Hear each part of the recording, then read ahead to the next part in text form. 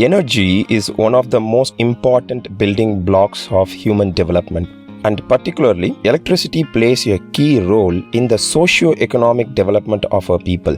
It also acts as an equalizer in the society and ignites opportunities wherever it reaches. Hence, it is one of the responsibilities of the government to ensure the reach of electricity to even the remotest corner of the country and also provide it at a cost that could be afforded by even the poorest. Tamil Nadu is a pioneer state in this regard, ensuring 24/7 electricity and 100% village electrification. Needless to say, it is a capital-intensive endeavor. Of the total investment by the Tamil Nadu government in government companies so far, 89% has gone into the power sector alone. However, these government companies are continuously loss-making. They had an accumulated loss of 92,000 crores as of 2019. How much of this could be attributed to the government's efforts to keep the prices affordable? I would say very little, because they were making a loss of 12,000 crores annually by 2014, and so they raised the prices. The loss fell down in 2015 and 2016. In 2017, they again increased the prices, but the losses only further widened. This could be majorly attributed to the increasing cost of generation of electricity. In this video, my primary focus is a report tabled by the Comptroller and Auditor General of India that suggests that the rising costs of power generation might not be fully justified. Even if you are remotely interested in how some questionable practices by the governments cause great losses to the public, you should go through this report. Unfortunately, the report is around 170 pages long and also not in a language that could be understood by lay people. I am going to give some highlights of the report in this video. I am Praveen and I am happy to see you in this video.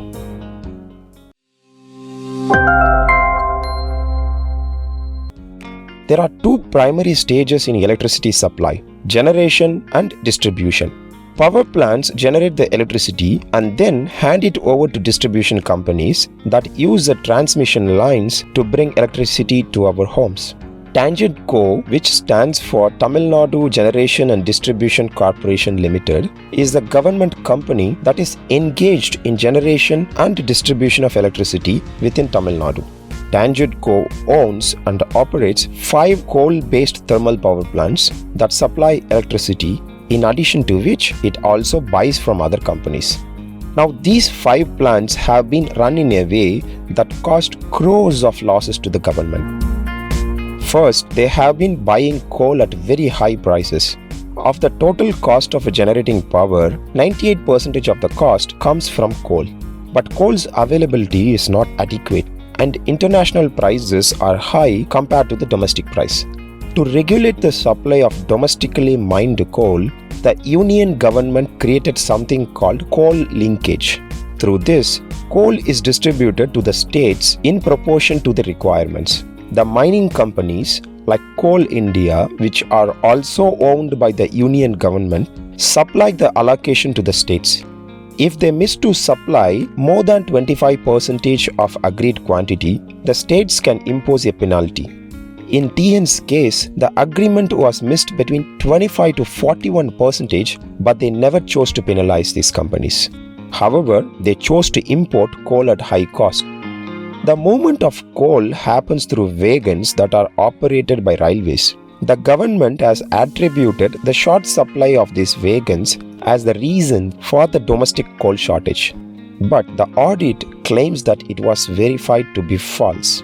Moreover, while the Indian coal companies were unable to supply the agreed quantity, the TN government accepted the invoices to pay them crores of incentives that should have been done only when they exceeded the agreed supply. The coal is moved from the mines to the power plants through sea rail route. First, the coal is loaded into wagons at the mines and moved via rail to the nearest ports. At the ports, they are transferred to the ships and then moved to the ports in TN, where they are finally moved to wagons that will take the coal to the power plants. Now, in all these loading and unloading scenarios, the government engages contractors to get the job done. The audit finds that the government has paid these contractors more than the stipulated charges, giving them an undue advantage. As a result, the cost of loading went up by 5%, adding to the losses. The contractor had also delivered only 53% of the contracted quantity but was paid in full. This happened because the contracts were created in a way that the contractors would be paid in lump sum instead of paying for actual quantities handled. At the ports, the coal is unloaded into a coal berth before it is loaded into the wagons for further transport. The government allowed some of its own coal berths to be used by another company, while renting a private company's coal berth to use for itself. This was 9% costlier and increased the prices of unloading. Coal was loaded less than the actual capacity of the wagons specified by railways. As a result, the government was paying in full for the wagon but running it with partial quantity. Also, while moving via wagons, there is bound to be some loss of coal during transit.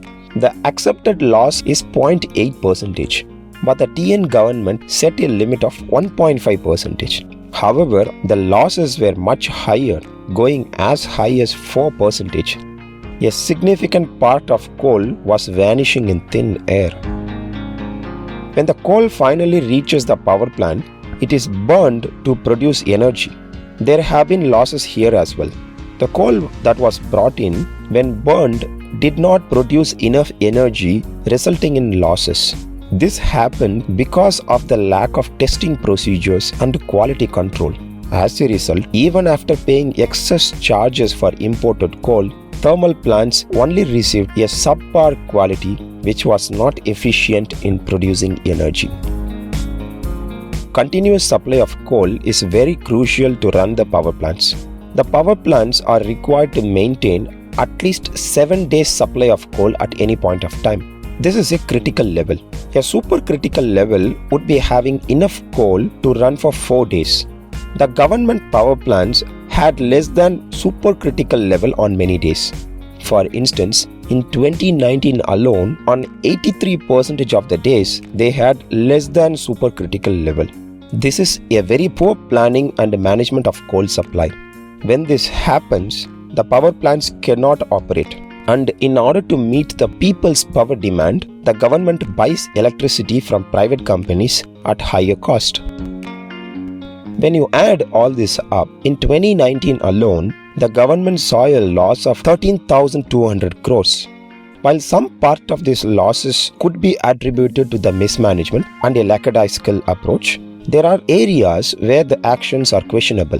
The audit clearly calls out undue advantage given to the contractors and the private companies in the way the coal was supplied and handled. In addition to the monetary losses, there is also a careless way in which the government has been handling the environmental impact of thermal power plants. When coal is burnt, it leaves behind fly ash, which is a fine powder that could cause serious damage if not handled properly. When it mixes in air, it gets into human nostrils as fine particles and causes respiratory problems. If it is disposed of into water bodies, it contaminates them and makes them unfit for drinking. The CAG report calls out the irresponsible way in which the fly ash has been handled, mixing into the drinking water sources offered by Buckingham Canal and Kosastalaya River. The report also clearly points out evidence for the contamination that the disposal has created. Whatever I have mentioned here is a result of the government's actions till the end of 2019.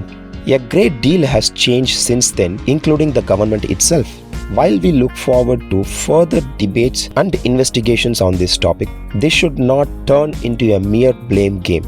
What we need right now is a genuine attempt by the current government to reverse the policy flaws so that the accessibility to electricity for all doesn't come at great cost to the public money. And we also need to set the environmental aspects of our actions right. Did you find this content useful? Please share your thoughts with me. I hope to see you in the next video.